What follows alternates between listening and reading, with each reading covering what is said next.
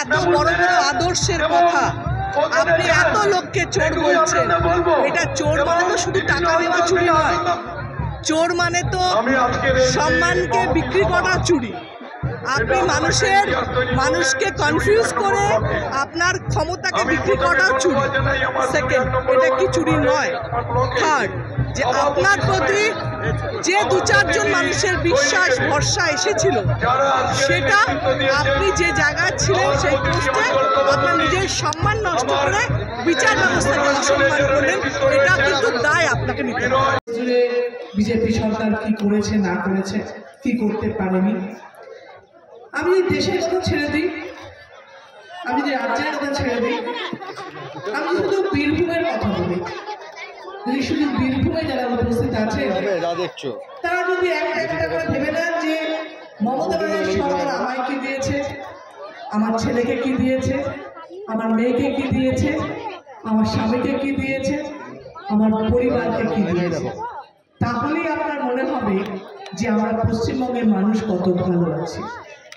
আমাদের পশ্চিমবঙ্গে মমতা ব্যানার্জির সম্পর্কে যে যাই বলুক, আমাদের সম্পর্কে যে যাই বলুক, আমাদের সরকার সম্পর্কে যে যাই বলুক, আপনাদের প্রমাণ যে সরকার আপনাদের কাজ করছে কিনা। আপনার সবচেয়ে বড় প্রমাণ যে সরকার আপনাদের জন্য কি কি করছে। এমন কোনো পরিবার নেই যে পরিবারে মমতা ব্যানার্জির কোনো স্কিম পৌঁছয়নি। এমন হয়েছে, প্রত্যেকে কিছু না কিছু পেয়েছে। আজকে লক্ষ্মীর ভান্ডার সবাই পাচ্ছিল, আরো বেশি করে পাবে। 100 দিনের কাজের টাকা এতদিন ধরে দেয়নি দিল্লির সরকার, যেটা পশ্চিমবঙ্গ মমতা ব্যানার্জি দেওয়ার কথা নয়। মমতা ব্যানার্জি নিজে থেকে নিজের ক্ষমতার বাইরে গিয়ে কষ্ট করেও সবাইকে সেই টাকা দেওয়ার প্রতিশ্রুতি দিয়েছে এবং টাকা দেওয়া শুরু করছে। তাতে মনে হয় যে মমতা ব্যানার্জির কথা রাখে। আমাদের জবে থেকে মমতা ব্যানার্জি স্কিমগুলো চালু করে, তখনই বিরোধীরা একটা করে আওয়াজ তোলে, এ হবে না, এ পাবে না, এ দেখো বন্ধ হয়ে যাবে।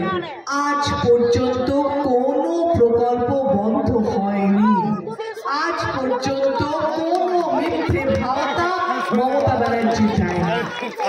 আপনারা একটা কথা ভাবুন, আজকে এখানে উপস্থিত আছেন, একবার নিজেরা নিজেদের কথা ভাবুন যে 5 বছর, 10 বছর কিংবা গত 1 বছরে আপনারা যে কাজ, ধরুন আপনার ছেলের সার্টিফিকেট হোক, আপনার মেয়ের স্কুল ভর্তি হওয়া হোক, কিংবা আপনার শাশুড়ি হসপিটালে ভর্তি হোক, বা আপনার মেয়ের বিয়ে হোক, যার কাছে গেছেন সাহায্যের জন্য সেই লোকটা তৃণমূলের নেতা কিনা।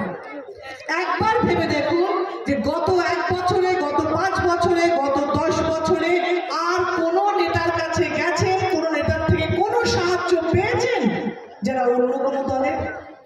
তাহলে কি বোঝা যাচ্ছে? এটা কোনো রাজনীতির বক্তৃতা নয়, এটা বাস্তবের জায়গা। আপনি যদি সারা বছর, 5 বছর, 10 বছর, 1 বছর যে নেতাদের কাছে উপকার পাচ্ছেন, যে সাংসদের কাছে উপকার পাচ্ছেন, যে বিধায়কের কাছে উপকার পাচ্ছেন, যে কাউন্সিলরের কাছে উপকার পাচ্ছেন, যে পঞ্চায়েতের কাছে উপকার পাচ্ছেন, তৃণমূলের হয়, ভোটের সময় নিশ্চয়ই তাদেরকে ভোট দেবেন। কারণ অন্য দল শুধু ভোটের সময় আসছে, পোস্টার লাগাচ্ছে, ফেস্টুন লাগাচ্ছে, আপনাদেরকে ধর্ম নিয়ে বিভ্রান্ত করছে, বলছে ভোট দিন। 5 বছর কোথায় ছিলেন আপনারা জিজ্ঞেস করবেন না? আপনারা সারা বছর আমাদের যখন সুবিধে হয়, আমাদের অসুবিধে হয়, আমাদের বাইরে যখন প্রয়োজন পড়ে, তখন আপনারা কোথায় থাকেন? এই প্রশ্নটা আপনাদের করতেই হবে। আর আমাদের কোথায়? আমরা আপনাদের সামনে উঁচু গলায় গর্ব করে এটা বলতে পারি যে আমাদের সরকার এই দিয়েছে, আমাদের সরকার এই দিয়েছে, আমাদের সরকার এই দিয়েছে, আমাদের সরকার এই দিয়েছে, এবং এই কাজগুলো করে তার প্রমাণ দিয়ে আমরা ভোট চাই। কোনো ভোটের এরকম গল্প বলি না যে কাজ ভোট দিন তারপর কাজ করবো, তা নয়। আমরা কি বলি?